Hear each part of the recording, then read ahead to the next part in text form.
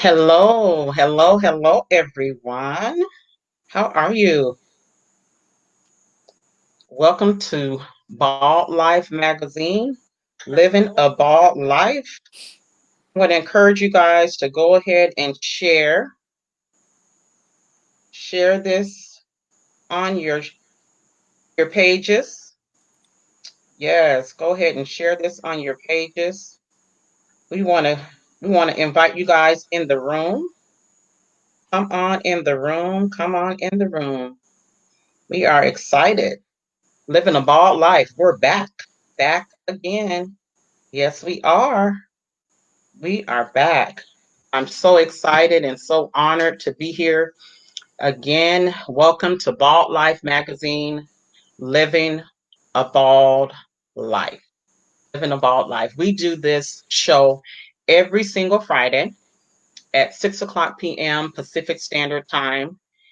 And I'm just excited to have a new guest every single we have a new guest every single week that they come on the show to share their story, in their life, living with hair loss due to alopecia, cancer, medically induced, or simply by choice. This platform is for them. And again, my name is Jamie Elmore. I am your host. I'm the editor in chief of Bald Life Magazine. I am your alopecia confidence coach. And this show is for you. Anybody that you know that's dealing with hair loss, they need to be in the room.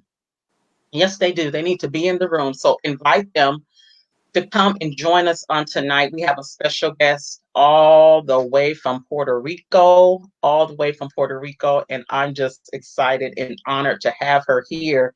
And I'm excited and honored about this platform. This platform is for men, women, and children from all over the world. This platform is for them to share their stories, find their voice, and to unapologetically rock their crown. Rock their crown.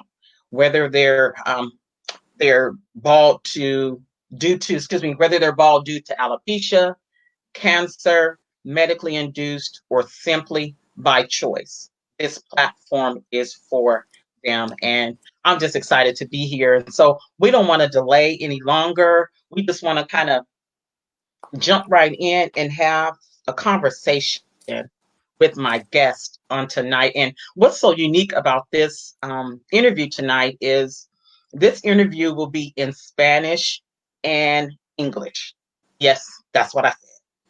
Spanish and English. And so we're going to take our time. I want to make sure that, actually, not just make sure, but it's important to me to give this this opportunity to my Spanish brothers and sisters that have alopecia. I don't want to leave anybody out. And tonight, everyone is welcome. And so we're going to have a slow, engaging conversation for our Spanish community so they can partake and they can understand, because we want them to know that their voice matters, their story matters. And tonight, we're going to have a representative that is doing some amazing things in Puerto Rico and in the Spanish community. She's going to share her story and her journey. We're just going to have some fun. And so I just want to say hello to Meredy. Hello, sis. How are you? Hello, everyone. I'm okay. I'm very Uh, excited. Me too. Me too. So happy to have you here. I just want to jump right in and just start our conversation. I want to know, how old were you when you first noticed that your hair was falling out? Well, I didn't notice my hair was falling out. My mother did. I was just 5 years old. My mother was combing my hair, and she saw my first bald spot. Ella me está preguntando qué edad yo tenía cuando descubrimos que que yo era calva. Y mi respuesta es, que yo solamente tenía 5 años, yo no me di cuenta, yo no sabía, no me di cuenta, porque la que se dio cuenta fue mi mamá, que era la que me estaba peinando. Y encontró lo que le decimos acá en la isla, una peseta, una calvita en la parte de atrás de mi cabeza. Y de ahí pues comenzamos. Wow. Wow. Thank you so much for that. Now, were you diagnosed with alopecia by a doctor? I was diagnosed by a dermatologist. Mm, Ella me pregunta quién me diagnosticó la alopecia. Mi alopecia fue diagnosticada por un dermatólogo. wow. Okay. Now, tell us, I want to talk to, I want you to talk to us about your childhood with alopecia. Just tell us what it was like living with alopecia as a child in in your culture. Just kind of talk to us from that standpoint. Okay, my childhood was hard. It Mm, was hard. First, I didn't understand why, because I used to live in the States and I didn't notice I was different until mm, I came to live in Puerto Rico, because the culture, it was like something, oh my God, that girl doesn't have hair. And I was bullied. It was a hard. I thank the Lord that my family was always there for me. mm. My parents, I have the greatest parents in the world, and they helped me a lot, and my sisters, but it was hard. It was hard for me. Ella me pregunta que cómo fue mi vida como niña en la cultura en la que vivimos. Mi respuesta para ella es que mi niñez fue difícil. Fue difícil porque yo no me había dado cuenta que yo era diferente hasta que yo llegué a Puerto Rico, donde pues la cultura es un poquito más, ¿verdad? Las personas son un poquito más difíciles en aceptar otras cosas, y pues fui víctima de lo que decimos bullying en Puerto Rico y en toda la isla, y pues fue difícil. Mi niñez no fue fácil, pero le doy gracias a Dios que tuve unos excelentes padres, unas excelentes hermanas, y pues todo pues obra para bien.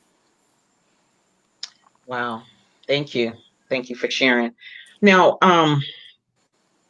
how do you respond to people when they ask you the wrong question when it comes to your alopecia?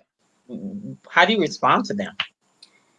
Well, it depends the question. If they tell me, oh, you got cancer or you got anything else, I just say no. I just say no. And now I have that attitude. I did not have this attitude when a few years ago. I would Mm, just fight them. But right mm, now, I just say no, and I explain to them, and I say no. I just have alopecia. I don't have any hair. Bald and mm. beautiful.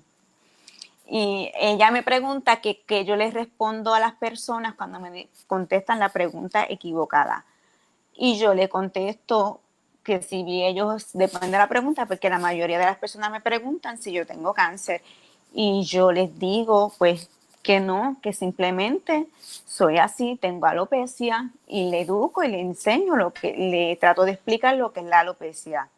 I'm telling them that I try to educate them and to explain what is alopecia, because some people still don't know. They say, what, alo qué? Alo what? And well, Mm, and that's what I try to do. that's good. Now, I want to put this is kind of off the record, a question, but I'm wondering, was it more difficult for you having alopecia being Spanish? I mean, can you talk to us about how hard that was being Spanish having alopecia, or is there a difference? Kind of just talk about that and yeah, give us some context. Well, I think it's a little bit difficult. being Spanish, being a Latin, because this culture is very, you have to be like everybody else to be Mm, accepted. mm. That Okay. is in my experience. When we used to live in the States, yes, well, everywhere you go, there's somebody that could say something bad to you. But in this culture, you have to Mm, be the same as everyone else. You have to be white, or you have to be blonde, or you have to have you have to be mm-hmm, like everybody else mm, to be accepted mm, in this culture. mm. And I think that's a little bit hard about being Hispanic. Ella me pregunta que cómo, que si en la cultura hispana o en la cultura anglosajana, si es más difícil ser aceptado. Y mi respuesta es que sí. Al uno ser latino, a uno ser hispano, es más difícil ser aceptado porque para los demás, en mi experiencia, tú tienes que ser como los demás para que te acepten. Y entiendo que sí, que es un poco más difícil ser aceptado en una cultura hispana. Wow. Wow. You're so strong. Thank you. Thank you. Wow. Now, I wanted to ask you, because I know you were diagnosed at a young age. How old were you again when you were diagnosed with alopecia? 5. Ella me pregunta que cuántos años yo tenía otra vez para refrescar un poco la memoria y yo le digo que tenía 5 años cuando me diagnosticaron con alopecia. Was there anybody else in your family or as friends? Did you know anybody else that had alopecia at that young age? No, no, my family didn't even know what was alopecia. I used to know both people because my father, since I knew him, because he passed 3 years ago, but since my father never had hair, but it's normal my father was bald, but it was because he was a man, because it was everybody in his family is bald, but men. But Mm, we didn't know what was alopecia until I was diagnosed. Ella me pregunta que si cuando yo fui diagnosticada, si alguien en mi familia conocía o si alguien tenía alopecia o conocía de la condición. En mi caso, nosotros no sabíamos lo que era la alopecia. Nosotros pues aprendimos lo que es la alopecia cuando yo fui diagnosticada. Sí le explico que mi papá sí era calvo, pero no tenía nada que ver con alopecia. Que sí conocía a personas calvas, pues mi familia paterna. wow. Wow. Did you ever wear wigs? Yes. How old were you when you started wearing a wig? I was like 9. Mm, I was like 9 years old when my aunt she gifted me my first wig, and I mm, loved it. And I loved it because it made me feel so different. But it was a good time for me, but it was also I thought everything was going to be different when I mm, got to school with my wig. I mm. thought I was going to be accepted, and it What wasn't like happened? that. All the bullied was worse. I got pushed around. I got my wig pulled off. Oh, it was horrible. It wasn't nice. But I lived through it. Ella me pregunta si yo en alguna vez usé peluca. Oh, Jamie, and I used to wear wigs since I was 9 years old up.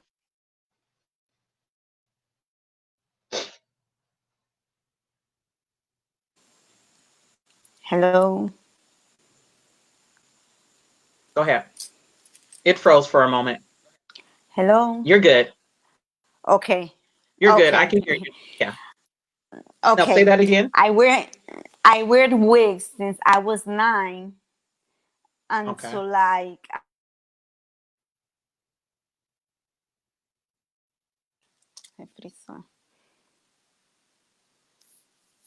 you hear me? It keep yes, I can.